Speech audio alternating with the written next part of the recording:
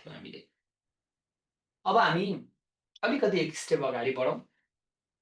जुन हामी बुककिपिङ र अकाउन्टिङ मेन्टेन गर्ने गरेका हुन्छौँ, त्यो बुककिपिङ र अकाउन्टिङ वा ओभरअल इन्टायर अकाउन्टिङ सिस्टम जुन मेन्टेन गर्ने गरेका हुन्छौँ, त्यो overall entire system accounting maintain गर्ने बेलामा र फाइनेन्सियल स्टेटमेन्ट प्रिपेयर गर्ने बेलामा, बुक्स अफ अकाउन्ट गर्ने बेलामा हामीले जति पनि क्रियाकलापहरू गर्छौँ, ती क्रियाकलापहरूमा केही कमी कमजोरी रहेका हुन्छन्, केही चुनौतीहरू पनि रहने गरेको देखिन्छ।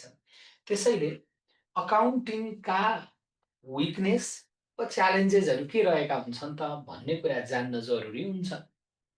त्यसैले र म एउटा सोधिहाल्न तपाईँलाई म्यासेजमा लेख्नु होला, मैले हिजो अब्जेक्टिभ इम्पोर्टेन्स गरेको थिएँ कि थिइनँ, म अलिकति कन्फ्युजन भएँ। अब्जेक्टिभ इम्पोर्टेन्स गरेको थिएँ भने सिधै च्यालेन्जमा जान्छु, अदरवाइज पहिला त्यो गरेर अनि च्यालेन्जमा होला। मलाई यसो छ्यास्स लेखिदिनु होला, म च्यालेन्ज चाहिँ गर्दै गर्छु है। म्यासेज म यसो हेर्छु है त, लेख्नु होला।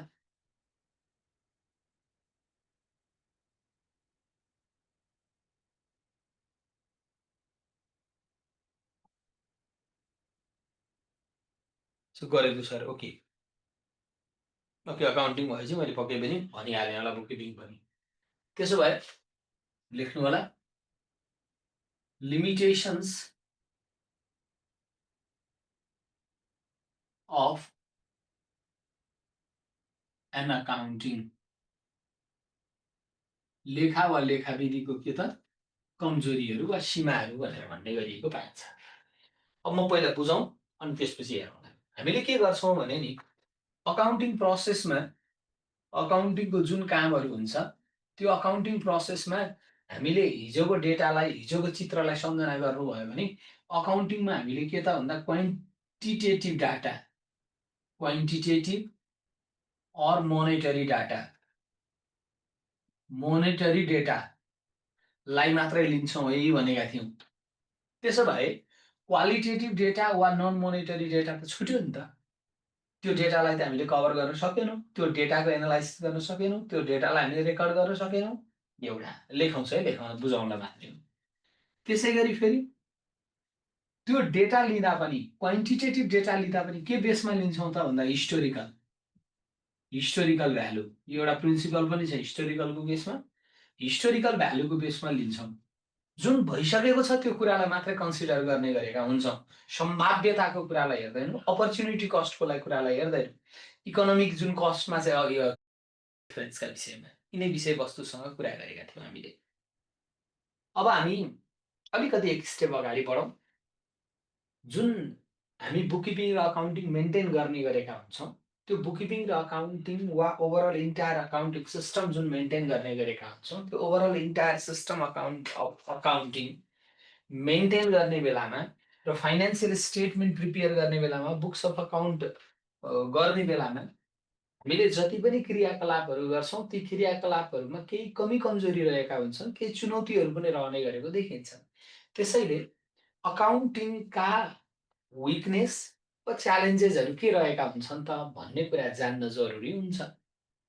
त्यसैले र म एउटा सोधिहाल्न तपाईँलाई म्यासेजमा लेख्नु होला, मैले हिजो अब्जेक्टिभ इम्पोर्टेन्स गरेको थिएँ कि थिइनँ, म अलिकति कन्फ्युजन भएँ।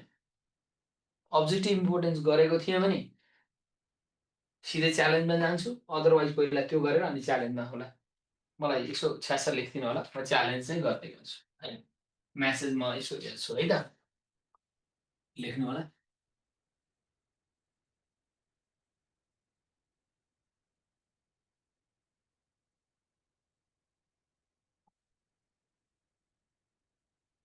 सो गरेको सर, ओके ओके। अकाउन्टिङ भएपछि मैले पक्कै पनि भनिहालेँ होला, बुककिपिङ पनि। त्यसो भए लेख्नु होला, लिमिटेशन्स अफ एन अकाउन्टिङ। लेखा वा लेखाविधिको के त कमजोरीहरू वा सीमाहरू भनेर भन्ने गरिएको पाइन्छ। अब म पहिला बुझौँ अनि त्यसपछि हेरौँ। हामीले के गर्छौँ भने नि, अकाउन्टिङ प्रोसेसमा अकाउन्टिङको जुन कामहरू हुन्छ, त्यो अकाउन्टिङ प्रोसेसमा हामीले हिजोको डेटालाई, हिजोको चित्रलाई सम्झना गर्नुभयो भने अकाउन्टिङमा हामीले के त भन्दा quantitative data, quantitative or monetary data, monetary डेटालाई मात्रै लिन्छौँ है भनेका थियौँ। त्यसो भए क्वालिटेटिभ डेटा वा नन मोनेटरी डेटा त छुट्यो नि त। त्यो डेटालाई त हामीले कभर गर्न सकेनौँ, त्यो डेटाको एनालाइसिस गर्न सकेनौँ, त्यो डेटालाई हामीले रेकर्ड गर्न सकेनौँ। एउटा लेखौँ है, लेखौँ बुझाउन मात्रै हो। त्यसै गरी फेरि त्यो डेटा लिँदा पनि क्वान्टिटेटिभ डेटा लिँदा पनि के बेसमा लिन्छौँ त भन्दा हिस्टोरिकल भ्यालु। यो एउटा प्रिन्सिपल पनि छ हिस्टोरिकलको केसमा। हिस्टोरिकल भ्यालुको बेसमा लिन्छौँ। जुन भइसकेको छ त्यो कुरालाई मात्रै कन्सिडर गर्ने गरेका हुन्छौँ। सम्भाव्यताको कुरालाई हेर्दैनौँ, अपर्च्युनिटी कस्टको कुरालाई हेर्दैनौँ। इकोनोमिक जुन कस्टमा चाहिँ तपाईँको चाहिँ नि अरू म्यानेजेरियल डिसिजनको लागि जुन अपर्च्युनिटी कस्टहरू हेर्ने गरिएको छ त्यसलाई हेर्दैनौँ। जुन भइसकेको घटना छ, जुन भइसकेको डेटा छ, भइसकेको भ्यालुहरू छ, ऐतिहासिक भ्यालुहरू छ, त्यसलाई मात्रै कन्सिडर गर्ने गरेका हुन्छौँ। त्यसैले इन्फ्लेसनलाई इग्नोर गर्छौँ वा टाइम भ्यालु अफ मनीलाई इग्नोर गर्छौँ। टाइम भ्यालु अफ के मनीलाई इग्नोर गर्ने सम्भाव्यता रहने गरेको हुन्छ वा टाइम भ्यालु अफ मनीलाई इग्नोर गर्ने गरिएको देखिन्छ भनेर भन्दछौँ। त्यो पनि एउटा यसको के भयो त विकनेसको रूपमा हेर्ने गरिएको पाइन्छ। त्यसै गरी फेरि म्यानिपुलेसनको सम्भाव्यता पनि रहन्छ। म्यानिपुलेसनको सम्भाव्यता पनि रहन्छ। केही तपाईँको इनपुट गर्ने क्रममा वा डेटाहरूलाई रेकर्ड गर्ने क्रममा काहीँ म्यानिपुलेसन गर्न सक्ने सम्भावना रहन्छ, जसले गर्दा के हुन्छ फाइनेन्सियल स्टेटमेन्टमा पनि इस्युजहरू आउने गरेको देखिन्छ भन्छौँ। अर्को प्रसङ्ग के त भन्दा जति पनि अकाउन्टिङ प्रिन्सिपल वा कन्सेप्टहरू छन् जुन हामी आज हेर्छौँ भनेका थियौँ, प्रिन्सिपल्स वा कन्सेप्टहरू छन्, त्यो कन्सेप्टहरूलाई इम्प्लिमेन्टेसन गर्ने फेजमा चुनौतीहरू आउन सक्छ। इम्प्लिमेन्टेसन गर्न आफैमा के त कठिनाइ देख्ने गरिएको पाइन्छ। त्यसै गरी ह्युमन रिसोर्सको कुरा, अझै भनौँ स्किल्ड म्यान पावरको कुरा छ। स्किल्ड म्यान पावर एरेन्जमेन्ट गर्न गाह्रो हुने गरेको पाइन्छ भने यी त के रह्यो त भन्दा यसका सीमाहरू वा केही विषयमा चुनौतीको रूपमा पनि हेर्ने गरिएको हुन्छ भनेर भन्दछौँ। यद्यपि यस्ता विभिन्न च्यालेन्ज हुँदा हुँदै पनि यसलाई प्रभावकारी रूपमा के त एक्जिक्युसन गराउनु पर्ने हुन्छ, जसको कारणले गर्दा ओभरअल अर्गनाइजेसनमा त्यो अर्गनाइजेसनको बुक्स अफ अकाउन्ट, अर्गनाइजेसनको फिनान्सियल ट्रान्सपेरेन्सी,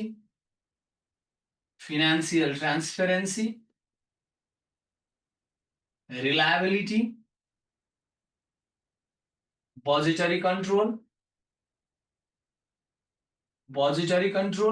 र फिनान्सियल डिसिजनलाई इफेक्टिभ बनाउन महत्त्वपूर्ण भूमिका खेल्ने गरेको हुन्छ भनेर कन्क्लुड गर्नुपर्छ। कन्क्लुजन पनि आज हामी गर्छौँ है त। लिमिटेसन्स अफ अकाउन्टिङ ओके माथिको ओके टपिक्स हो त्यो लिमिटेसन्स अफ अकाउन्टिङ। म अलिकति माथि पार्छु है, त्यसो भए 1 मिनट ल।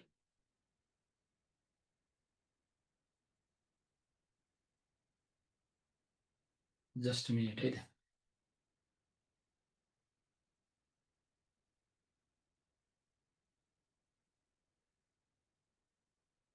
ल भएन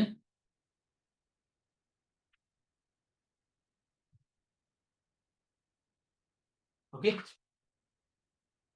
ल लेख्नु होला। टपिक्स हामीले लेखेको छौँ, बुलेटमा लेख्नुहोस्। बुलेटमा लेख्नुहोस् अनि लास्टमा हामी कन्क्लुजन गर्छौँ है त। लेख्नु होला। First bullet, in the process of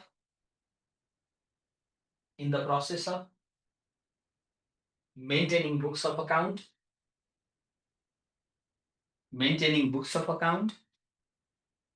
only to be considered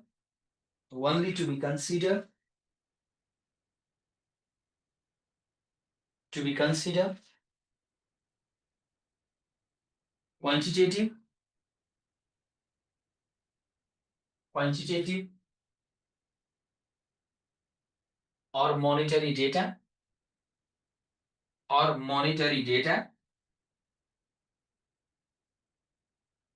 but always ignore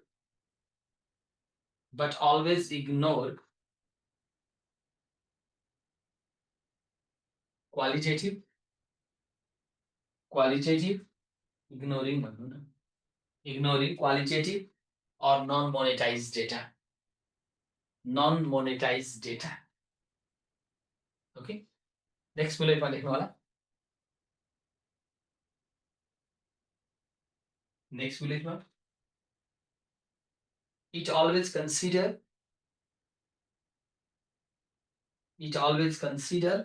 historical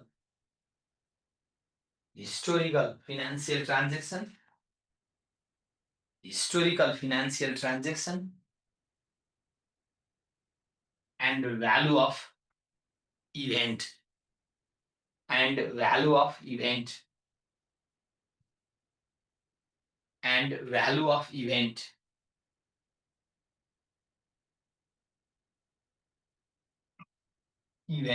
Next one. It always ignore impact of inflation and time value of money.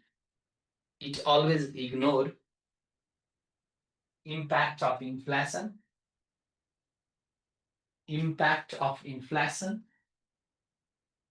or time value of money. Time value of money.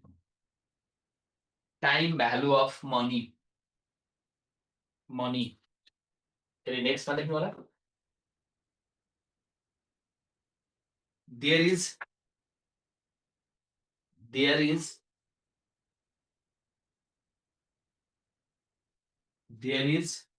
possibility to manipulate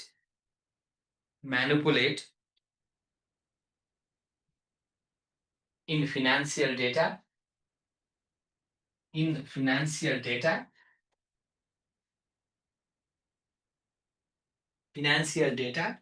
process of input or recording.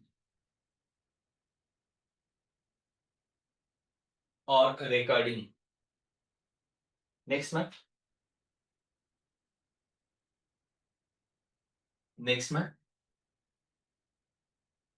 Complication or difficulties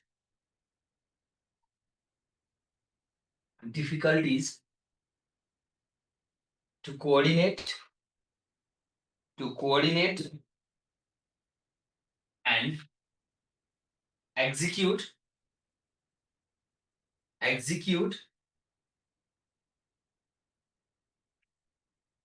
relevant accounting policies,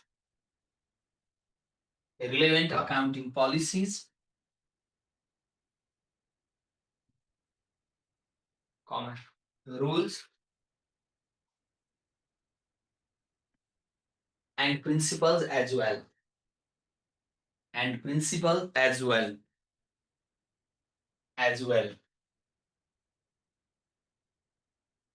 Very next one लेख्नु होला.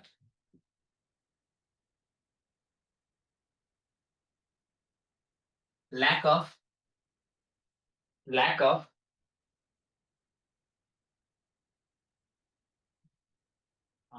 skilled manpower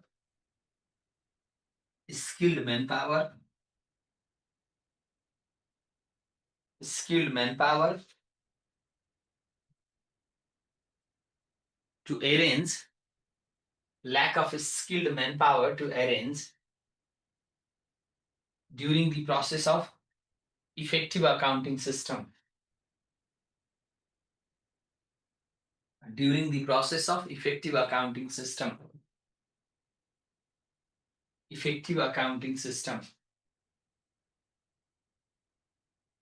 अर्को कुरा के त भन्दा stake होल्डरहरूलाई बुझाउन आफैमा छुट्टै ल्याङ्ग्वेज हो, त्यसैले त्यो पनि एउटा कम्प्लिकेसन हुन्छ भन्छ. स्पेसिफिक फर्मेटमा देखाउनुपर्छ, बुझाउनुपर्छ, स्टेक होल्डरको बिचमा ट्रान्सपेरेन्सी ल्याउनुपर्छ. त्यो पनि आफैमा के हुन्छ तपाईँको कम्प्लिकेटेड हुन्छ भनेर हेर्ने गरिएको पाइन्छ. लेख्नु होला नेक्स्टमा.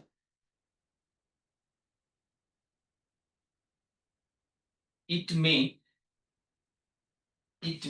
arise some difficulties or issues.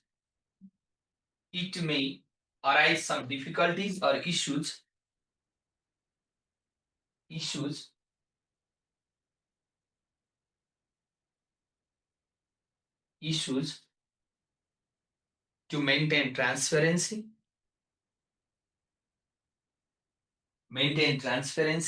and conduct effective reporting process. And conduct effective reporting process.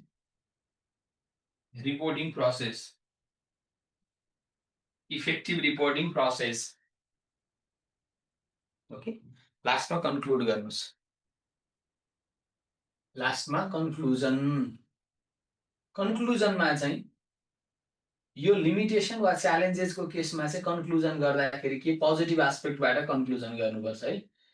Positive एस्पेक्टबाट conclusion गर्नुपर्छ. ओके, लेख्नु होला.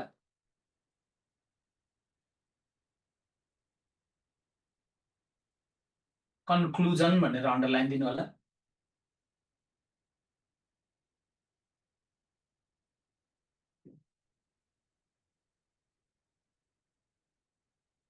These kinds of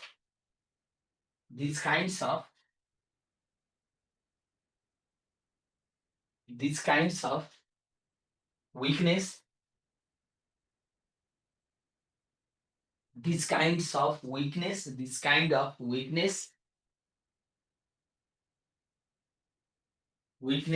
may arise during the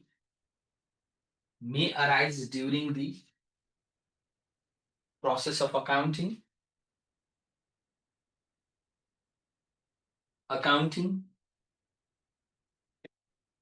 relating to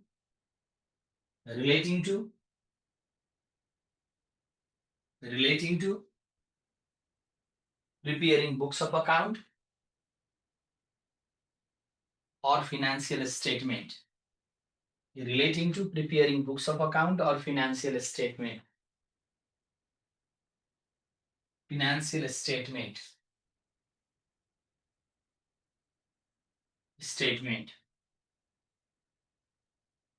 But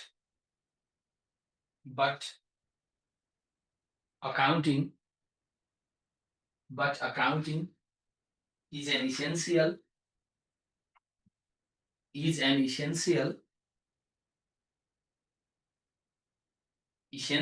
for institution.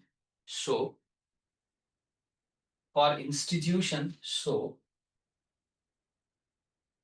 always prefer to reduce and minimize. Always prefer to reduce or minimize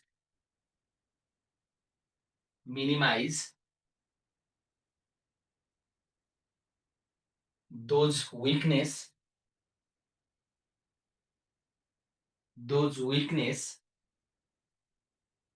to maintain financial transparency and reliability.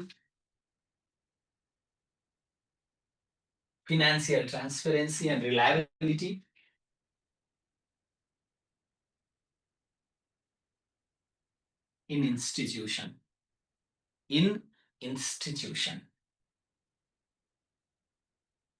Done. अब प्रसङ्ग के त भन्दा नि अब यो सँगसँगै एउटा कुरा पनि हेर्नु होला. अनि प्रिन्सिपलमा जाम्ला. कहिलेकाहीँ विभिन्न विषयवस्तुमा रहेर आजको हामीले हिजोभन्दा प्याटर्न चेन्ज गरिरहेका छौँ है पढ्ने कुरामा. अब कहिलेकाहीँ प्रश्नमा इन्टर रिलेसनसँग सम्बन्धित प्रश्न आइदिने गरेको पाइन्छ. कतै बीचको अन्तर सम्बन्धको विषयमा खुलाउनु पर्ने अवस्थाहरू आउन सक्छ. जस्तै उदाहरणको लागि हामीले पढेको टपिक्स अहिलेको कुरा गर्ने हो भने इन्टर रिलेसन बिट्विन के त बुककिपिङ एन्ड अकाउन्टिङ हुन सक्ला हैन. बुककिपिङ र अकाउन्टिङको बीचको अन्तर सम्बन्ध प्रस्ट्याउनुहोस् भन्न सक्छ नेपालीमा कुरा गर्दा. त्यसैले टपिक्स लेख्नु होला. इन्टर रिलेसन, डिफरेन्स छुट्याउनु बरु सजिलो हुन्छ. इन्टर रिलेसन कम्पेरिटिभली अलि गाह्रो हुन्छ है. Interrelation between bookkeeping and accounting. लेखा अभिलेखन र लेखा विधि बीचको के त इन्टर रिलेसन भनेको नेपालीमा यसलाई अन्तर सम्बन्ध वा कहिलेकाहीँ सम्बन्ध मात्रै पनि भन्ने गरिन्छ.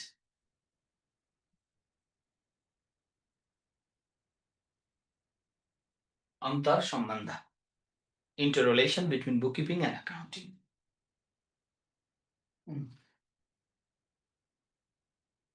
अब प्रसङ्ग हेरौँ।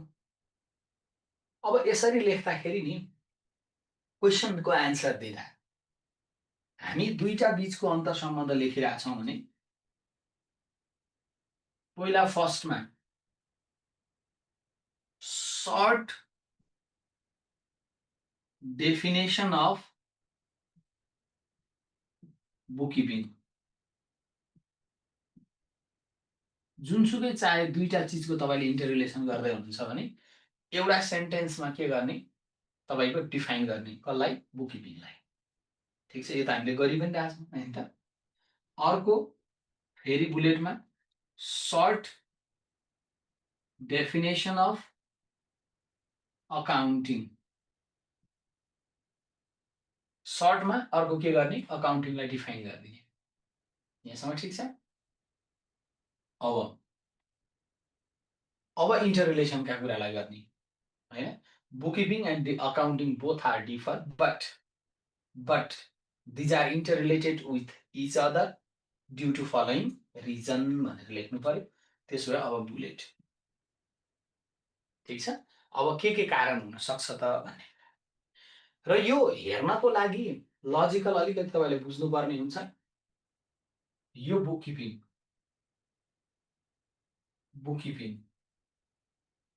बुककिपिङमा जर्नल बनाउँछौँ, सब्सिडायरी बुक बनायौँ, लेजर बनायौँ, प्लस अब यो अकाउन्टिङमा हामीले एड गर्छौँ trial balance, financial statement, reporting. यही हो नि कुरा हैन, हिजो भनेको अनुसारको कुरा गर्ने हो भने त यही हो। त्यसो भए अब यो बुककिपिङ र इन्टायर अकाउन्टिङ बीचमा केले रिलेसन इस्टाब्लिस गर्छ भन्ने कुरा हो। अब बुककिपिङले के गर्छ भन्दा आफ्नो इन्फर्मेसनलाई फर्दर प्रोसेसको निमित्त पासन गर्ने काम गर्ने हो, पासन गर्ने भयो। त्यसको मतलब के त भन्दा बुककिपिङले इन्फर्मेसनलाई ग्यादर गर्छ र अकाउन्टिङको फर्दर प्रोसेसले के गर्छ त रिपोर्टिङ गर्छ, त्यसलाई स्टेक होल्डरसम्म पुर्याउने काम गर्छ सिस्टमेटिक वेबाट हैन त। त्यसो भए पहिलो बुलेट लेख्नुहोस्। पहिला दुई तीनवटा बुलेट बुककिपिङबाट हेर्ने अनि एक दुईवटा बुलेट फेरि कहाँबाट हेर्ने, अकाउन्टिङको साइडबाट हेर्ने। पहिलो first bullet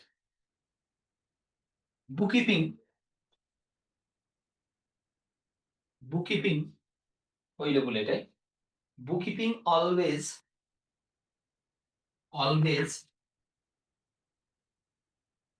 gather financial information and transaction. Bookkeeping always gather financial information or transaction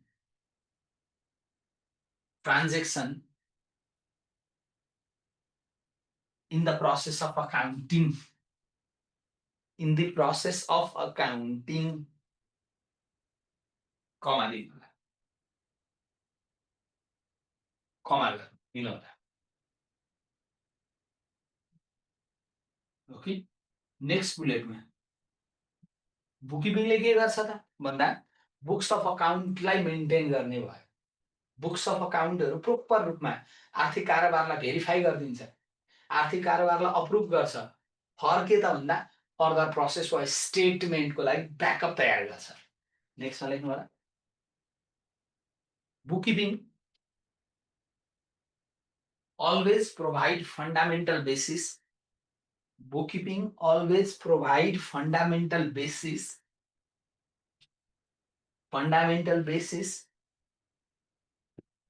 and prepare books of account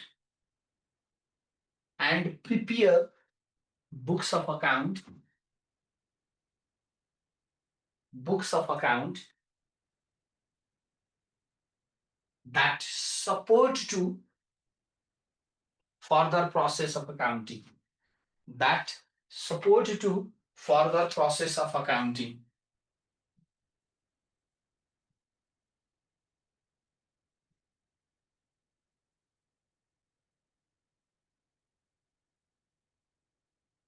Accounting. Next one. Bookkeeping always provide relevant and necessary financial data.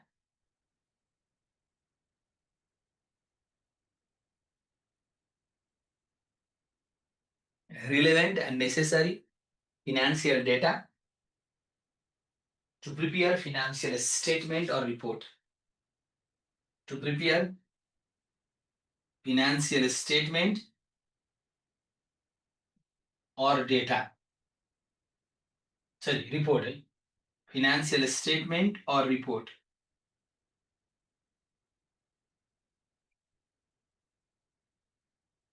Or report. ठिक छ अब प्रसङ्ग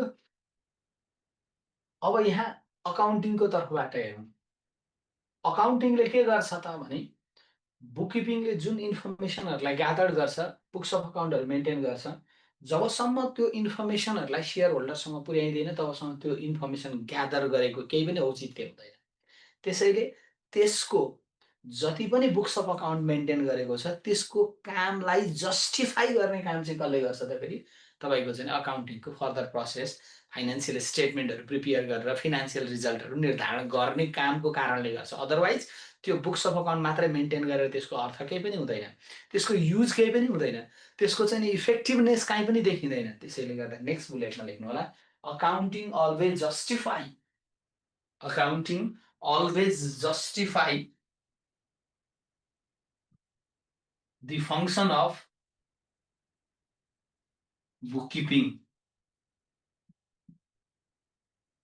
Bookkeeping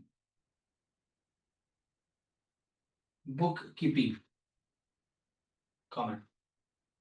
अब यसले गर्दा के भइदिन्छ भन्दा बुककिपिङले गरेको जति पनि सङ्कलन गरेको डेटाहरू छ त्यसको एनालाइसिस गर्ने त्यसको इभ्यालुएसन गर्ने कामहरू कसको माध्यमबाट हुन्छ अकाउन्टिङको फर्दर प्रोसेसको माध्यमबाट हुने गर्छ त्यसैले गर्दा त्यो डेटा पासन गर्यो यसले डेटा लिएर त्यसलाई के गर्छ त्यो जति पनि कारोबारहरू छ त्यसलाई अघि भर्खरै भने त्यसको कामलाई जस्टिफाई गर्ने काम गर्ने भयो प्लस त्यसलाई अझ थप प्रभावकारी उपयोग गर्नका निमित्त सपोर्ट गर्छ नेक्स्टमा लेख्नु होला accounting always support to enhance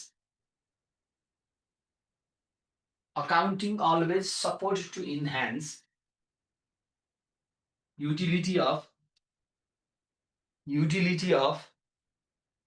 financial data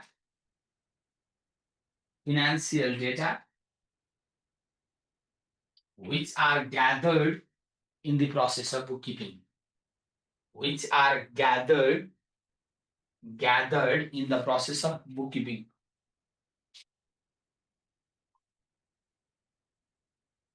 in the process of bookkeeping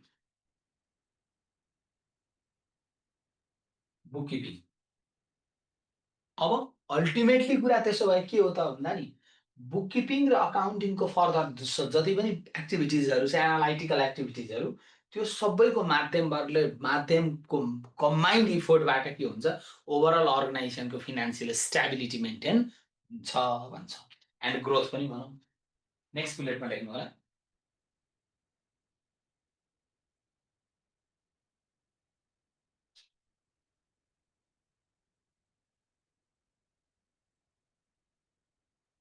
bookkeeping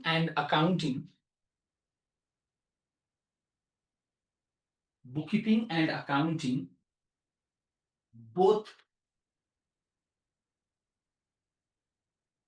combinedly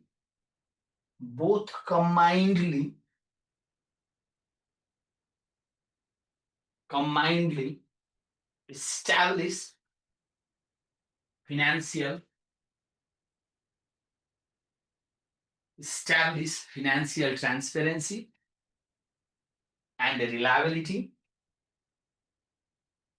transparency and reliability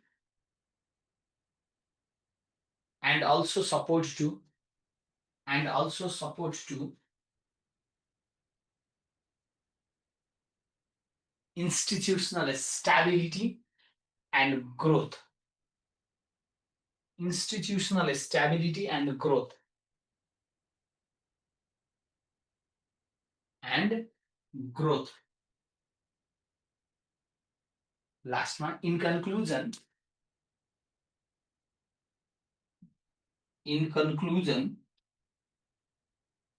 comma, bookkeeping is a preliminary function and component of essential component. Bookkeeping is a preliminary function and essential components of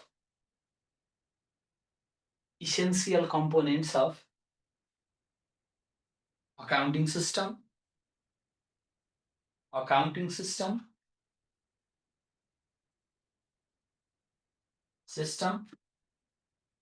and both are interrelated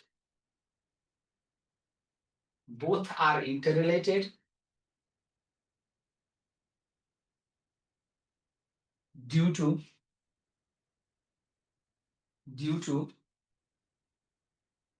transfer financial information,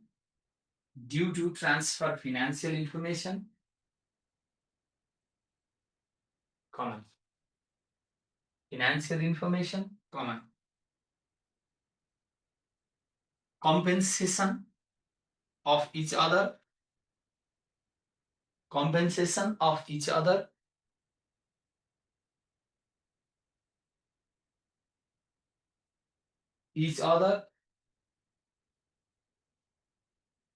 and plays combined role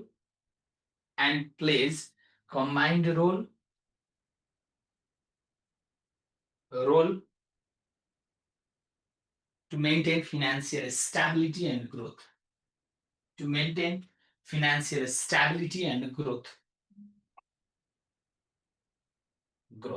Done? ल अब हामीले हिजो भनेका कुरा जुन accounting बुककिपिङ छ त्यसको बेसमा यहाँसम्म कुराहरू आउन सक्छ भन्ने कुरा छ। त्यसैले गर्दा यो हामीले कुरा अब प्रसङ्ग अकाउन्टिङ प्रिन्सिपल, त्यसपछि हामी प्रिन्सिपल पढ्छौँ भनेका थियौँ त हैन? ल अब जानुस् अकाउन्टिङ प्रिन्सिपलमा। अकाउन्टिङ प्रिन्सिपललाई गाइडलाइन, कन्सेप्ट वा कसैले प्रोटोकलका रूपमा पनि हेर्ने गरेको पाइन्छ। त्यस्तो किसिमको सेट अफ गाइडलाइन हो, त्यस्तो किसिमको सेट अफ कन्सेप्ट वा प्रोटोकल हो जसले अकाउन्टिङ फंक्सन द्याट इज के त रेकर्डिङ वा यसलाई हामी मेन्टेनिङ बुक्स अफ अकाउन्ट भन्न मिल्यो। बुक्स अफ अकाउन्ट गर्नेदेखि लिएर रिपोर्टिङ, जहाँ के त प्रिपेयरिङ फिनान्शियल स्टेटमेन्ट र रिपोर्टिङ गर्ने कामहरूलाई के गर्ने यसमा समावेश गर्ने गरिएको पाइन्छ भने यो कामलाई इफेक्टिभ वेबाट कन्डक्ट गर्नको निमित्त जुन सेट अफ गाइडलाइन, कन्सेप्ट वा प्रोटोकल छ त्यसलाई नै हामीले के भन्छौँ अकाउन्टिङ प्रिन्सिपलको रूपमा डिफाइन गर्ने गरेको छौँ। त्यसैले पहिला लेख्नु होला अनि त्यसपछि 1 2 3 गर्दै जाउँला। के रहेछ त प्रिन्सिपल भनेर डिफाइन गरौँ। ओके, अकाउन्टिङ प्रिन्सिपल भनेको के हो भनेर थोरै डिफाइन गरौँ। र लेख्नु होला।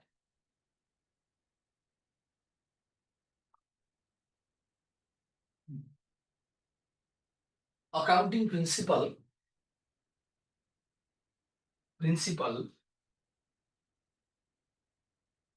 is simply defined to the set of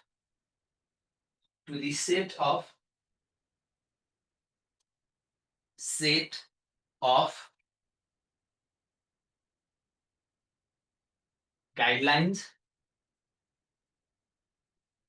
concept, and protocol. Guidelines, concept, and protocol of of accounting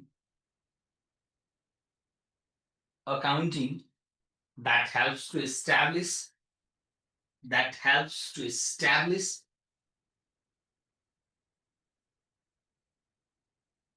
systematic and scientific systematic and scientific comma effective and efficient effective and efficient accounting system including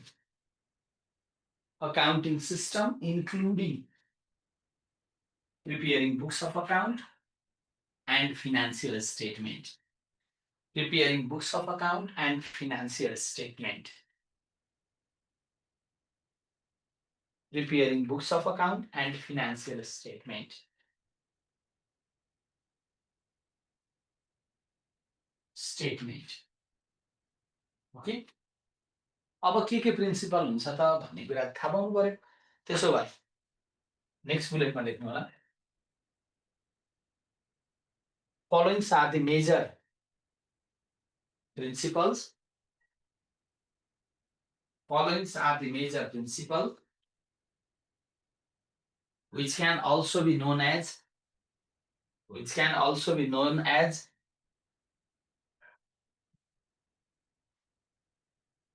generally accepted accounting principle. कसैले general पनि भन्छन् है। Generally accepted accounting principle. Accounting principles. ब्र्याकेटमा GAAPS gaps लेख्नु होला। Generally accepted accounting principle.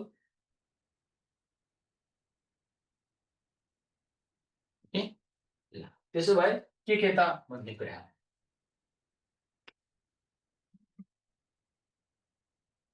अब major म पहिला भन्छु अनि त्यसपछि फेरि अरु एडिसनल कुरा पनि हामी गरौँला है त। Number 1 money measurement principle. म मेजर अलिअलि एक सेन्टेन्स लेखाइदिन्छु है। Money measurement principle. Okay, money measurement principle यो भनेको चाहिँ खास के हो भने नि कुनै पनि अर्गनाइजेसनमा वा इन्स्टिट्युसनमा अकाउन्टिङ गर्ने क्रममा त्यस्ता किसिमका ट्रान्जेक्सनलाई मात्र समावेश गरिन्छ जसलाई मनीमा मेजर गर्न सकिन्छ। किनभने अकाउन्टिङ गर्नको लागि त भ्यालुलाई डेबिट र क्रेडिट गर्ने हो नि त, रकमलाई डेबिट र क्रेडिट गर्ने हो नि त।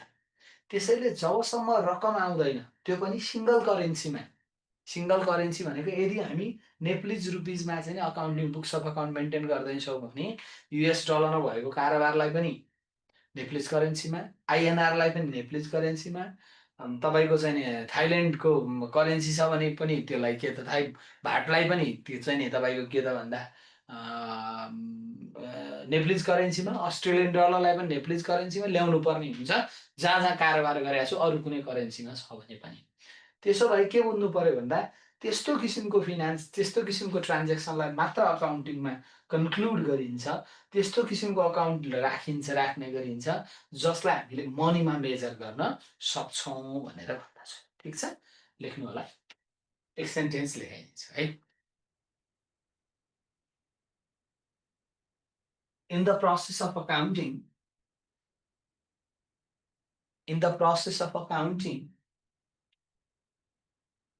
accounting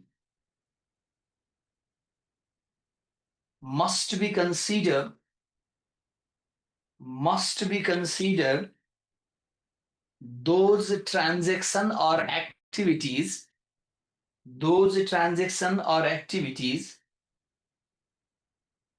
which can be measured in terms of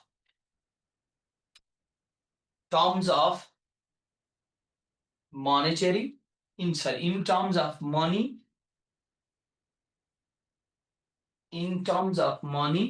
during the period so non-monetary transactions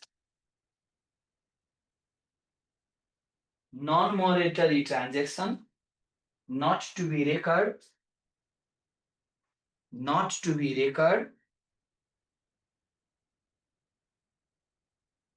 in the accounting process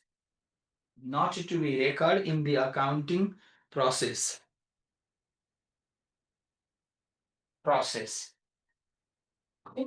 Next. Number 2, business entity principle भन्छ अर्को business entity principle भन्छौँ अर्को यो भनेको चाहिँ के हो भने नि कुनै पनि अर्गनाइजेसनको लिगल एक्जिस्टेन्स हुन्छ अरे कानुनी रूपमा उसको छुट्टै अस्तित्व हुन्छ र जेनरली के भनिन्छ भन्दा जस्तो कुनै एउटा इन्स्टिट्युसन वा अर्गनाइजेसन छ भने यसका अनर पनि हुन्छन् यो अनर छुट्टै हो इन्स्टिट्युसन छुट्टै हो इन्स्टिट्युसनले गरेको वा सँग सम्बन्धित भएको फिनान्सियल ट्रान्जेक्सनलाई मात्रै के गर्नुपर्छ यो इन्स्टिट्युटको बुक्स अफ अकाउन्टमा रेकर्ड गर्नुपर्छ किनकि यसको छुट्टै कानुनी अस्तित्व हुन्छ र यसको बुक्स अफ अकाउन्टमा योसँग सम्बन्धित कारोबारलाई मात्र राखिन्छ जुन मालिक भन्दा के हुन्छ अनर भन्दा सेपरेट हो भन्ने पर्सेप्सनको साथमा के गर्नुपर्ने हुन्छ बुक्स अफ अकाउन्ट मेन्टेन गर्नुपर्छ वा फिनान्सियल स्टेटमेन्टहरू प्रिपेयर गर्नुपर्छ त्यसैले गर्दा के भन्ने गरिएको हुन्छ भने मालिक छुट्टै हो संस्था छुट्टै हो दुईटाको फरक अस्तित्व हुन्छ र संस्थाले जहिले पनि आफ्नो नाममा आफ्नो छापमा आफ्नो तपाईँको चाहिँ नि कानुनी अस्तित्वको साथमा उसले आफ्नो आर्थिक कारोबारहरू गर्ने गरेको हुन्छ र आवश्यकता अनुसार उसले आफ्नो एजेन्टहरू उसले आफ्नो रिप्रेजेन्टरहरूलाई के त भन्दा प्रतिनिधित्व गर्नको निमित्त उसलाई अपोइन्ट गर्ने गरेको पाइन्छ भनेर भन्छौँ लेख्नु होला नेक्स्टमा there must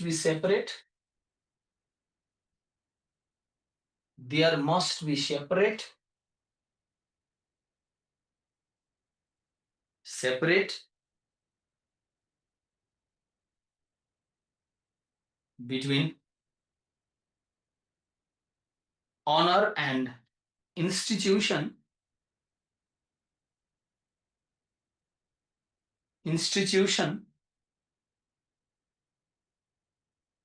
conducting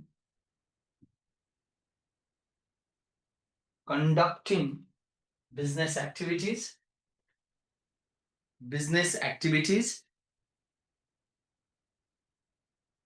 while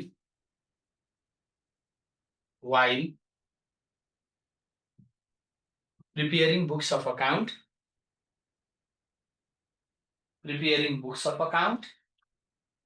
and statement as well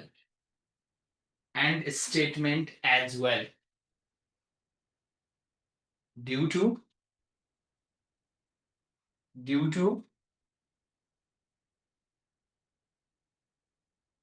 to separate legal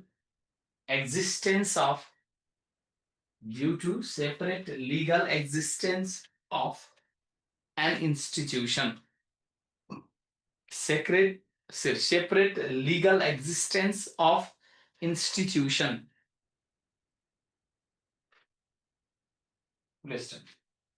अनि यसलाई आर्टिफिशियल पर्सन पनि भनिन्छ है पर्सनमा पनि हेर्ने हो भने नि इन्स्टिट्युसन आर्टिफिशियल पर्सन हो भने मान्छे चाहिँ नि के हुन्छ भन्दा नेचुरल पर्सन पनि हो है नेक्स्टमा लेख्नु होला त्यसैमा फुल स्टप दिएर अलिकति थोरै थप्नु होला institution or organization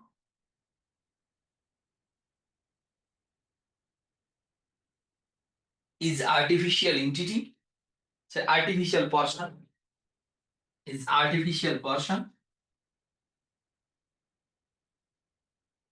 artificial person,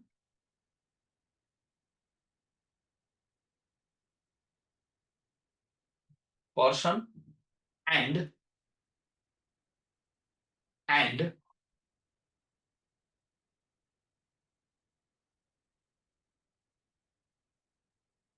financial transaction to be included into books of account,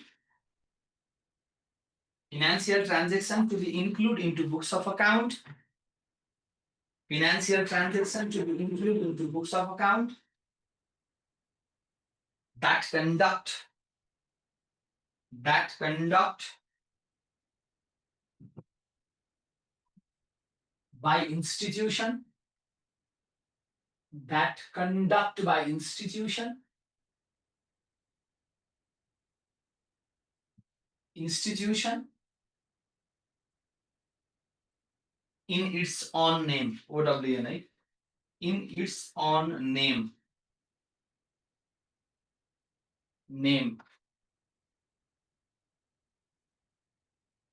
Okay. Next one, number 3. Going concern principle. Going concern principle. Going concern principle. यो भनेको चाहिँ के हो भन्दा कुनै पनि अर्गनाइजेसन इस्टाब्लिश भएसँगै त्यसको लाइफ भनेको पर्पेचुअल हुन्छ भन्छ, excluding the case of liquidation and wind up भन्छ। लिक्विडेसन र वाइन्ड अप बाहेक अन्य जुनसुकै अवस्थामा पनि संस्थाको अस्तित्व निरन्तर हुन्छ भन्ने कुरा हामीले के गर्नु पर्यो, तपाईँको चाहिँ मान राख्नु पर्यो वा मान्यता राख्नु पर्यो, जसको आधारमा रहेर हामीले बुक्स अफ अकाउन्टहरू के त मेन्टेन गर्नुपर्छ, जसको आधारमा रहेर हामीले के त भन्दा कन्टिजेन्ट लायबिलिटिजहरूलाई डिस्क्लोज गर्नुपर्ने हुन्छ भनेर भन्दछौँ। लेख्नु होला।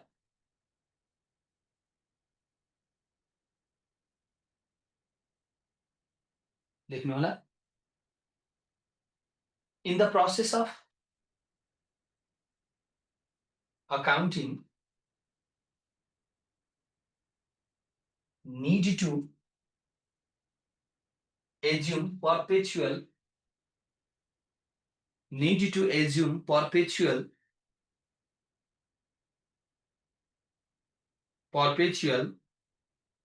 or never becomes terminate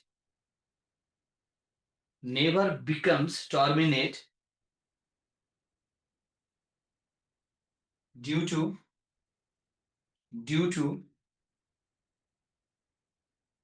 continuous operation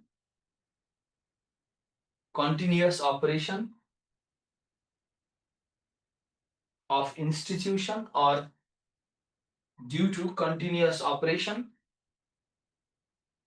of institution or operation forever or operation forever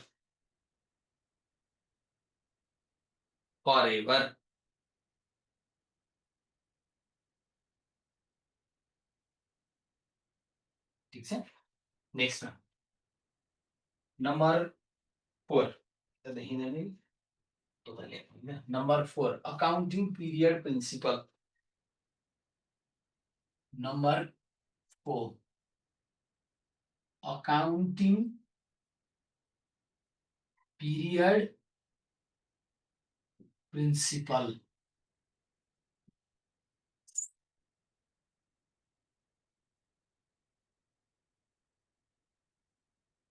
accounting period principle. ठीक छ। अब यसले के भन्छ भने कुनै पनि संस्थामा आर्थिक कारोबारको अभिलेखन गर्ने क्रममा एउटा निश्चित अवधिको लागि भनेर छुट्टै बुक्स अफ अकाउन्ट मेन्टेन गर्नुपर्छ र त्यो जति पनि फिनान्सियल ट्रान्जेक्सन छ त्यो पिरियडको सम्पूर्ण फिनान्सियल ट्रान्जेक्सनहरूलाई चाहिँ के गर्नुपर्छ त त्यही बुक्स अफ अकाउन्टमा मेन्टेन गर्नुपर्छ भन्छौँ। जसले गर्दा फिनान्सियल स्टेटमेन्टहरू प्रिपेयर गर्नको लागि, विभिन्न तपाईँको चाहिँ अवस्थाहरूको फिनान्सियल पोजिसन वा रिजल्टहरू पत्ता लगाउनको लागि र विभिन्न फिनान्सियल डिसिजनहरू गर्नको निमित्त पनि यसले के गर्छ, सपोर्ट गर्ने गरेको पाइन्छ भन्छौँ। त्यसैले गर्दा के बुझाइराख्नुपर्छ भने अर्गनाइजेसनमा एउटा स्पेसिफिक पिरियड छुट्याउनुपर्छ, जुन पिरियडमा भएको फिनान्सियल ट्रान्जेक्सनलाई त्यही बुक्स अफ अकाउन्टमा मेन्टेन गर्नुपर्ने हुन्छ। त्यही भएर तपाईँको चाहिँ नि के त भन्दा नेपालमा पनि फिस्कल इयर भनेर श्रावण 1 गतेदेखि लिएर आउँदो वर्ष असार मसान्तसम्मलाई हेर्ने गरिएको पनि पाइन्छ। लेख्नु होला, अकाउन्टिङ पिरियड प्रिन्सिपल भने है त, लेख्नु होला। every 12 months every 12 months or a specific period should be considered or a specific period should be considered as accounting period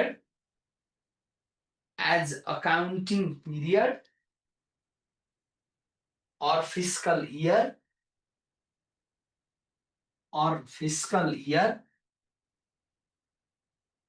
and prepare separate books of account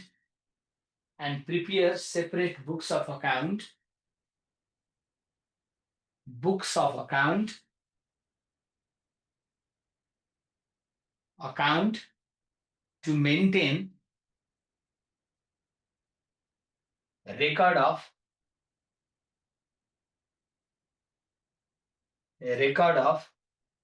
financial transactions that occur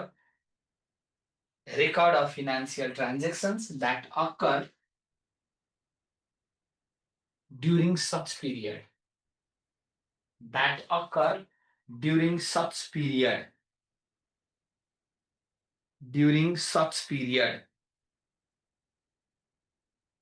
Okay. Next one, here is number 5, revenue realization principle. Revenue realization principle.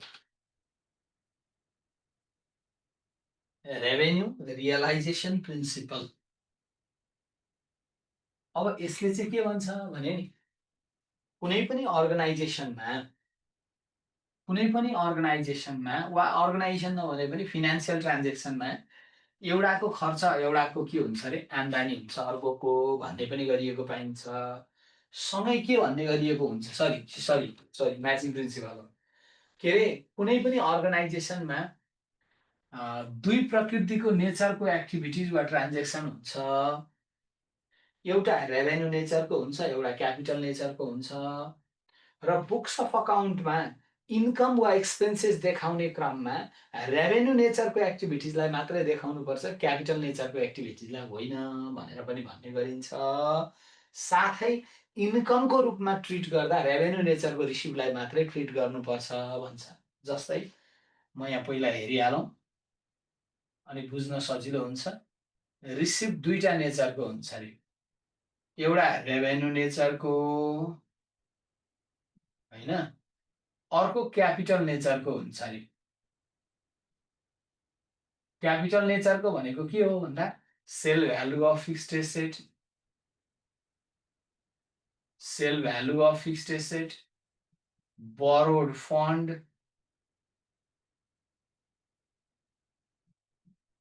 received from issue of capital, share भनौँ, share issue गरेर पैसा पाएको, यिनीहरू पनि त रिसिप्टै हुन् नि त। फिक्स्ड एसेट्स बेचेर पैसा आयो अरे, रिसिप्ट होइन, तर यो क्यापिटल नेचरको रेभेन्यू नेचरको रूपमा राख्नु हुँदैन र इन्कमको रूपमा देखाउनु हुँदैन। जस्तै ब्याङ्कको केसमा इन्ट्रेस्ट इन्कम वा interest received, fee and commission received,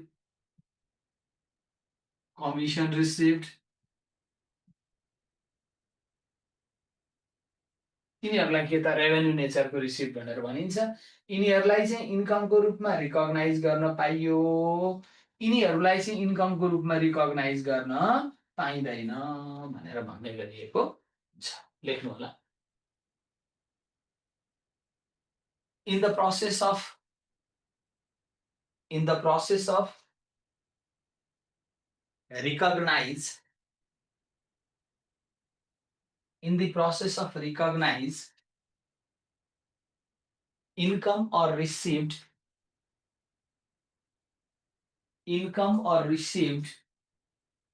as revenue during the period, income or received as revenue during the period, then must be considered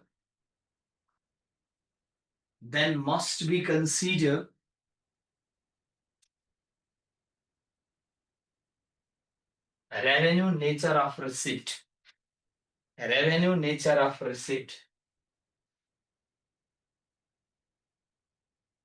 that leads to avoid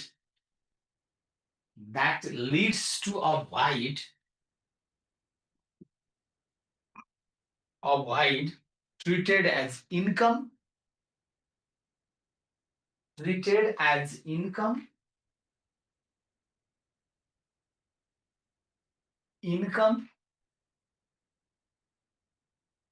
to sell value of fixed asset,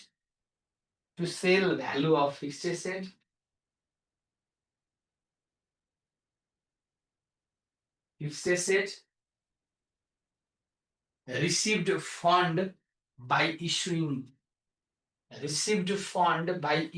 debenture or share capital, debenture or equity share capital, equity share मात्रै भनिन्छ, debenture or equity shares. Okay. Next, number 7. Cost or historical cost principle. यसले के भन्छ भने नि, जस्तै कुनै पनि अर्गनाइजेसनमा हामीले विभिन्न गुड्स, सर्भिस वा फिक्स्ड एसेट्स किन्दाखेरि वा अक्वायर गर्दाखेरि त्यसको मार्केट भ्यालु पनि हुन सक्छ, कस्ट पनि हुन सक्छ। र बुक्स अफ अकाउन्टमा रेकर्ड गर्दा जहिले पनि के को बेसिसमा रेकर्ड गर्नुपर्छ? कस्टको बेसिसमा, मार्केट भ्यालुको बेसमा होइन भन्छ। जस्तै मानौ एउटा फर्निचरको मार्केट भ्यालु रहेछ 70,000 रुपिज, उसले बाई गरेको रहेछ 67,000 मा, उसको कस्ट यति पर्यो भने बुक्स अफ अकाउन्टमा कुन रेकर्ड गर्नुपर्छ? यो कस्ट रेकर्ड गर्नुपर्छ। त्यसै गरी 3 इयर्स युज गर्दाखेरि उसको डिप्रिसिएसन, एक्युमुलेटेड डिप्रिसिएसन देखियो, सपोज 25,000 भने अब उसको बुक भ्यालु कति आयो त भन्दा 42,000 आयो। यसलाई के भनिन्छ? बुक भ्यालु भनिन्छ। जुन के को बेसमा आएको हो त भन्दा यो हिस्टोरिकल कस्टको बेसिसमा आएको। हुन सक्छ यसको मार्केट भ्यालु 50,000 होला, हुन सक्छ यसको मार्केट भ्यालु 35,000 होला, बेच्न सकिएला। तर पनि हामीले केमा देखाउनु पर्छ प्रेजेन्ट गर्दा भन्दा मार्केट भ्यालु के रे हिस्टोरिकल भ्यालुमा वा बुक भ्यालुको बेसमा देखाउनु पर्छ भन्छ। एनएफआरएसको कुरा गरेको होइन है, अहिले मैले देखाउनु पर्छ भनेर कुन प्रिन्सिपलले भन्छ? कस्ट वा हिस्टोरिकल कस्ट प्रिन्सिपलले। लेख्नु होला। अब म यसरी पनि लेख्न मिल्यो। Cost principal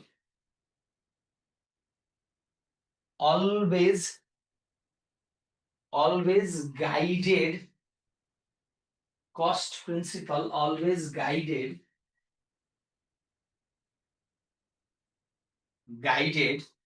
to record goods or fixed asset, record goods or fixed assets in its cost value, in its cost value instead of its market value, instead of its market value, instead of its market value. Likewise, fixed assets to be disclosed into financial statement, fixed assets to be disclosed into financial statement with its book value,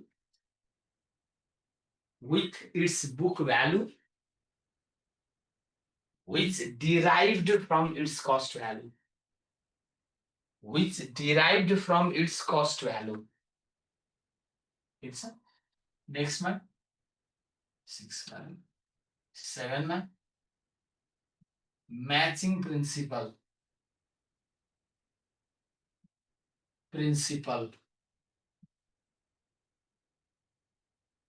अब matching प्रिन्सिपलले चाहिँ के भन्छ, अघि मैले भनेको थिएँ नि होइन, एउटाको खर्च एउटाको के हुन्छ, आम्दानी हुन्छ भनेको जस्तै यसले के भन्छ अर्को कुरा भने मेन, यदि कुनै पनि फाइनान्सियल इयरमा इन्कम राखेको छ भने, आम्दानी राखेको छ भने यो इन्कम क्रिएट गर्नको लागि वा जेनेरेट गर्नको लागि खर्च पनि त भयो होला नि। यो एक्सपेन्सेसलाई पनि केमा राख्नुपर्छ, यही पिरियडमा राख्नुपर्छ। लाइकवाइज खर्च यदि रेकर्ड गरेको छ भने त्यो खर्चबाट भएको जेनेरेट गरेको इन्कम छ, रेभेन्यू छ भने त्यो रेभेन्यूलाई पनि के गर्नुपर्छ, यही पिरियडमा राख्नुपर्छ, जसले एक्सपेन्सेस इन्कम, इन्कम एक्सपेन्सेसको बिचमा म्याच गराउँदछ, जसकोबाट के हुन्छ, रियल फिनान्सियल रिजल्ट पत्ता लगाउन सकिन्छ। त्यसैले जहिले पनि याद गर्नु होला, सेल्स भ्यालुबाट, रेभेन्यू वा भ्यालुबाट छ नि पर्चेज घटाइँदैन, के घटाइन्छ थाहा छ, कस्ट अफ गुड सोल्ड घटाइन्छ। म यो जेनरल इक्जाम्पल दिएको हुन्छु अनि बल्ल जिपी निकालिन्छ। उदाहरणको लागि 1000 पिस तपाईले सामान 10,000 आएछ, 10,000 पिस सामान किन्नुभयो, यसमध्येबाट तपाईले चाहिँ 7,000 सामान सोल्ड आउट गर्नुभयो भने रेभेन्यूमा त 7,000 को देखिन्छ नि त, आम्दानी त 7,000 को हुन्छ। अब खर्च एक्सपेन्सेसमा देखाउँदा 10,000 को खर्च देखाउन पाइयो त, पाइएन, किनभने यसमध्येबाट 3,000 त क्लोजिङ स्टक भएर बस्छ। अनि त्यसो भए के त भन्दा opening plus purchase plus direct expenses minus closing गरेर कस्ट अफ गुड्स सोल्ड देखाउनु भयो अकाउन्ट पढ्नेले। त्यसो भए यहाँ के त अब 7,000 पिसकै के गर्नु पर्यो, खर्च देखाउनु पर्छ, जसले गर्दा रियल रिजल्ट निक्लिन्छ भनेर भन्छौँ, जसलाई हामी के भन्छौँ, म्याचिङ प्रिन्सिपल भन्ने गरेको पाइन्छ। लेख्नु होला।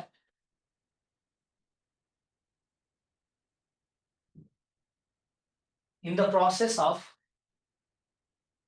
recognize revenue and expenses, in the process of recognition भन्नु या जस्तो, in the process of recognition of revenue and expenses should be considered to reconcile,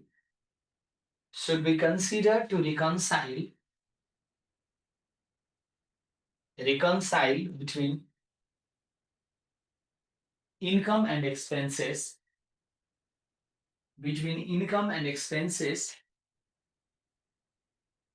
to ascertain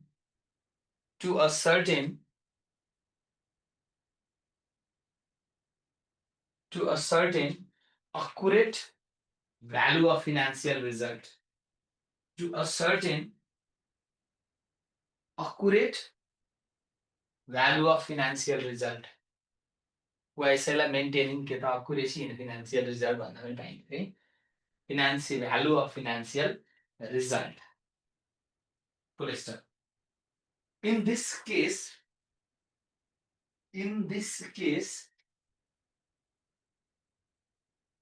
in this case,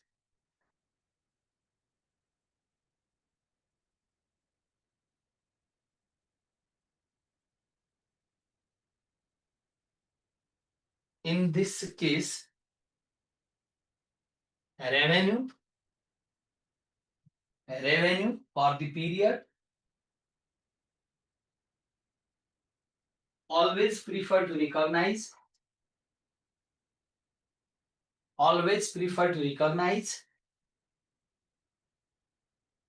expenses or cost, expenses or cost that incurred to recognize, that incurred to generate, that incurred to generate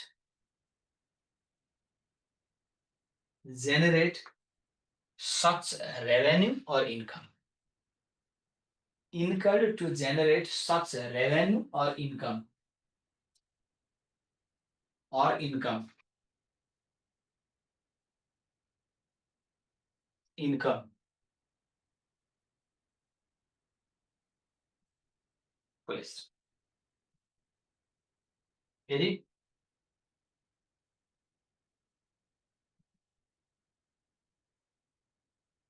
Next one, consistency principle. Consistency principle.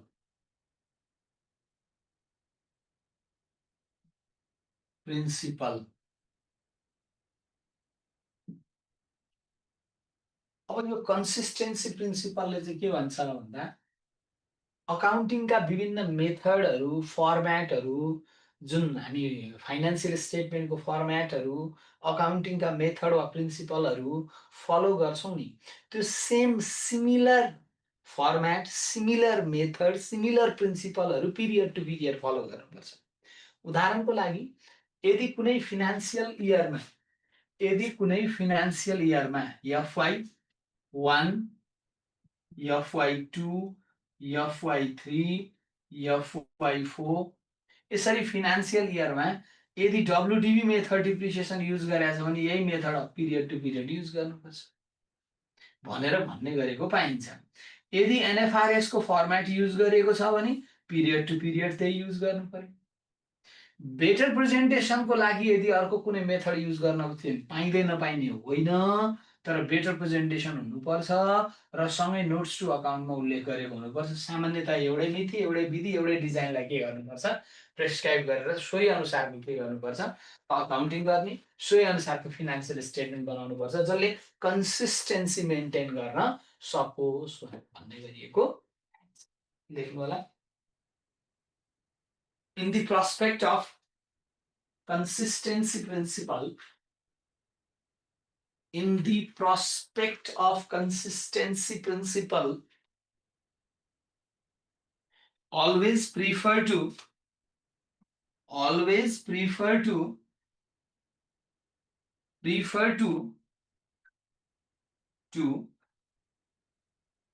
adapt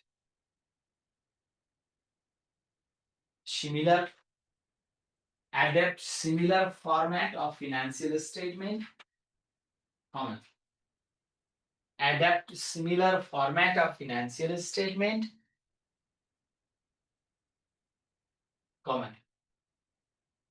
method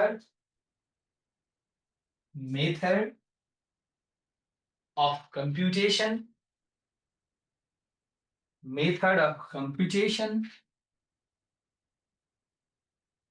and other principle or guidelines,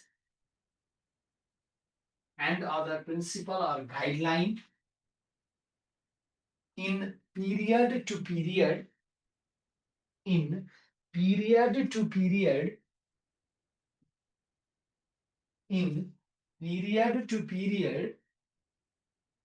to maintain consistency,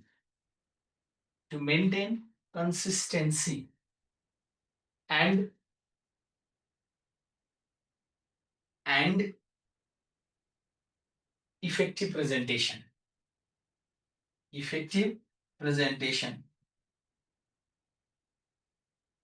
presentation. Next, accrual basis of accounting principle.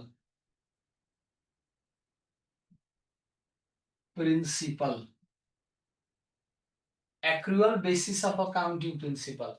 अर्को cash basis पनि हुन्छ है। यहाँ मैले accrual बेसिसलाई प्राथमिकतामा राखेँ, वा एउटै ठाउँमा क्यास एन्ड एक्रुअल बेसिस भने पनि भयो। जस्तै यसले चाहिँ के भन्छ भने नि, कुनै पनि फिनान्सियल ट्रान्जेक्सनहरू क्यास र नन क्यास दुइटै हुन सक्छन् भन्छ। जस्तै हामीले फिनान्सियल ट्रान्जेक्सन रेकर्ड गर्नुपर्छ भन्ने कुरा त हामी क्लियर भइसक्यौँ। सँगै अर्को कुरा के त भन्दा फिनान्सियल ट्रान्जेक्सन मध्ये पनि एउटा क्यास ट्रान्जेक्सन, अर्को नन क्यास ट्रान्जेक्सन भन्छ। क्यास त क्यास र ब्याङ्क भइहाल्यो, नन क्यास ट्रान्जेक्सन भनेको डिप्रिसिएसनको कुरा हुन सक्ला, त्यसै गरी प्रोभिजनको कुरा हुन सक्ला, अर्को क्रेडिट ट्रान्जेक्सनका कुराहरू हुन सक्लान् हैन।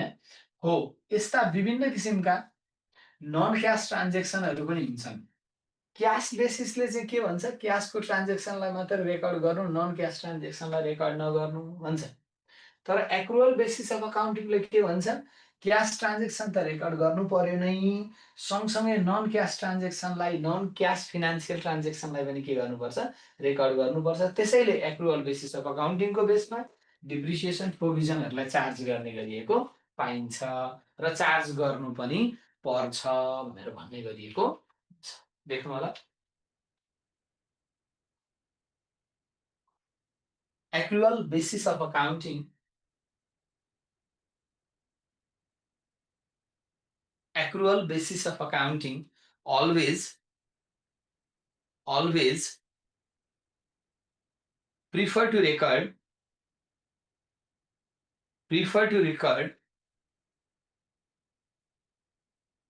cash and non-cash both financial transaction, cash and non-cash both financial transaction to maintain effective books of account,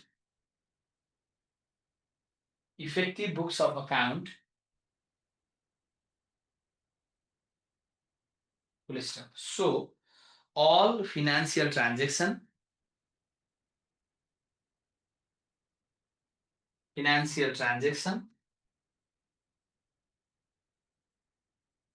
all financial transactions which are happened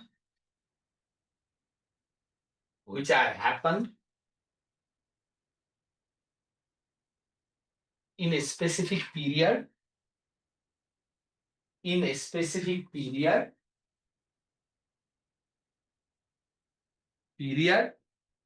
should be included on accounting process,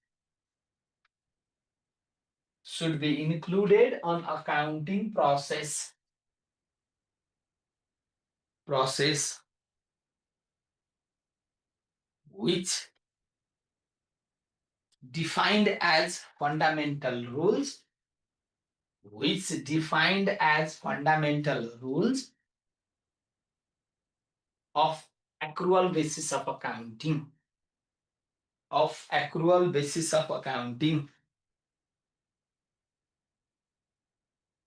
ठीक छ। अरु पनि केही प्रिन्सिपलहरु छन्, जस्तै यक्समा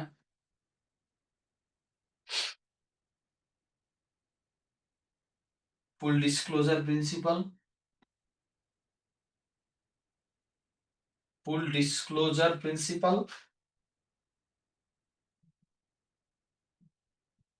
यसले के भन्छ, ट्रान्सपेरेन्सी मेन्टेन गर्नुपर्छ, कुनै पनि आर्थिक कारोबारहरूलाई हाइड गर्नु हुँदैन, आर्थिक कारोबारलाई यथार्थ चित्रण गर्नुपर्छ भनेर भन्छ, जसलाई हामी के भन्छौँ, फुल डिस्क्लोजर प्रिन्सिपल भन्छौँ।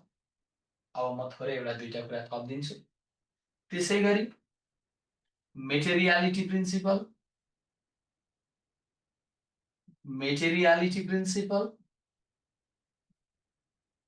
यसले के भन्छ, मेटेरियल फ्याक्टरलाई नलुकाइकन देखाउनुपर्छ, मेटेरियल फ्याक्टरलाई सही ठाउँमा राखेर फिनान्सियल स्टेटमेन्ट बनाउनुपर्छ, रेकर्डिङ गर्नुपर्ने हुन्छ। तब मात्र के हुन्छ भन्दा फिनान्सियल रिजल्ट वा त्यसले दिएको फिनान्सियल स्टेटमेन्ट, संस्थाले तयार पारेको फिनान्सियल स्टेटमेन्टप्रति रिलायबिलिटी हुन्छ भन्छ। त्यसैले मेटेरियल फ्याक्टरलाई देखाउने र कुनै पनि कुरा नलुकाइने देखाउने भनेर भन्ने गरिएको हुन्छ भन्छ। Next, timeliness principle. Timeliness principle timeliness प्रिन्सिपलले के भन्छ भन्दा कुनै पनि फिनान्सियल ट्रान्जेक्सनलाई रेकर्ड गर्ने वा रिपोर्ट गर्ने, फाइनान्सियल स्टेटमेन्ट बनाएर रिपोर्ट गर्ने काम समयमै गर्नुपर्छ। त्यसैले तपाईँको के त भन्दा फाइनान्सियल इयर सकिएको 3 महिनामा अडिट गरिसक्नुपर्छ भनिएको छ। त्यो एक्सटेन्सन गर्ने कुरा फरक कुरा हो, अडिट गरेर बुझाउनुपर्छ भनिएको छ। ब्याङ्कहरूको केसमा पनि के त ब्याङ्क र फाइनान्सियल इन्स्टिट्युसनहरूले अडिट गरेको 21 दिनभित्रमा रिपोर्ट बुझाउनुपर्छ। नेपाल राष्ट्र ब्याङ्कलाई पनि भनेको छ, नेपाल राष्ट्र ब्याङ्कले पनि हरेक मासिक रूपमा प्रतिवेदनहरू समयमै बुझाउनु भन्ने कुराहरू उल्लेख गरेको छ। त्यसैले के त भन्दा सूचना सम्प्रेषण, फिनान्सियल रिपोर्टिङ गर्ने क्रममा वा रेकर्डिङ गर्ने क्रममा समेत समयमै रेकर्ड गर्नुपर्छ, जसले गर्दा प्रायर कुनै एक्सपेन्सेसहरू छुट्दैन, कुनै इन्कमहरू छुट्दैन। सँगै स्टेटमेन्ट प्रिपेयर गरेर रिपोर्टिङ गर्ने क्रममा पनि टाइममै गर्नुपर्छ, जसको युज उनीहरूले के गर्न पाउँछन् फाइनान्सियल डिसिजन प्रोसेसमा, इभ्यालुएसन प्रोसेसमा उनीहरूले के गर्न पाउँछन् त युज गर्न पाउँछन् भनेर भन्ने गरिएको पाइन्छ भन्छ। फेरि यति मात्रै प्रिन्सिपल हुनुपर्छ भन्ने पनि छैन। योभन्दा थप पनि तपाईँले के गर्न सक्नुहुन्छ, हेर्न सक्नुहुन्छ वा योभन्दा थप पनि तपाईँले के त राख्न सक्नुहुन्छ। लाइक के त ड्युअलिटी प्रिन्सिपलको कुरा हुन सक्छ, ड्युअलिटी प्रिन्सिपल हुन सक्छ,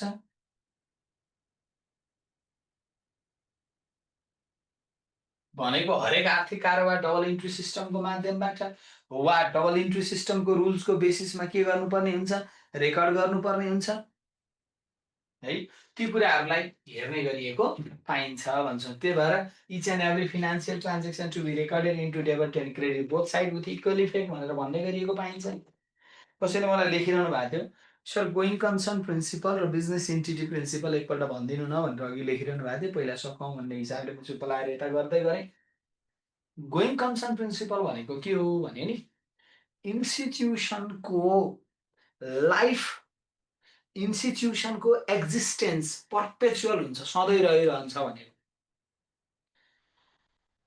लिक्विडेसन र वाइन्ड अपको केस बाहेक, लिक्विडेसन भनेको चाहिँ कानुनले नै बन्द गरायो, वाइन्ड अप भनेको चाहिँ सेयर होल्डरले स्पेसल रिजोल्युसन पास गरेर जेनरल मिटिङबाट के गर्ने संस्था बन्द गर्ने भन्यो भने त्यो दुईटा बाहेक अरू अवस्थामा के हुनुपर्छ, संस्था निरन्तर चल्छ भन्ने पर्सेप्सन दिनुपर्छ भनेको गोइङ कन्सर्न।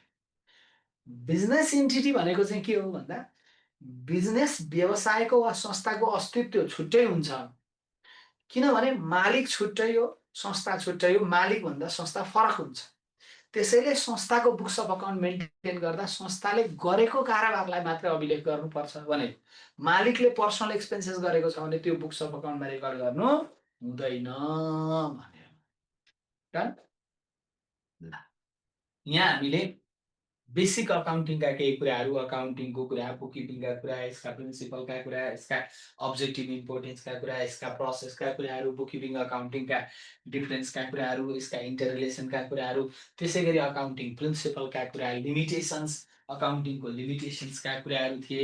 ती कुरालाई हामीले यहाँसम्म आएर के गर्यौँ, सक्यौँ। अब हामी फेरि भोलिको क्लासबाट फेरि अर्को नयाँ च्याप्टर वा तपाईँको सिलेबस अनुसारको अर्को च्याप्टर हामी सुरुवात। डन। ओके, ल त्यसो भए आजलाई मैले यति गर्छु। तपाईँहरू सबैलाई शुभरात्रि भन्छु है त। शुभरात्रि। You are welcome. Thank you very much for your kind cooperation.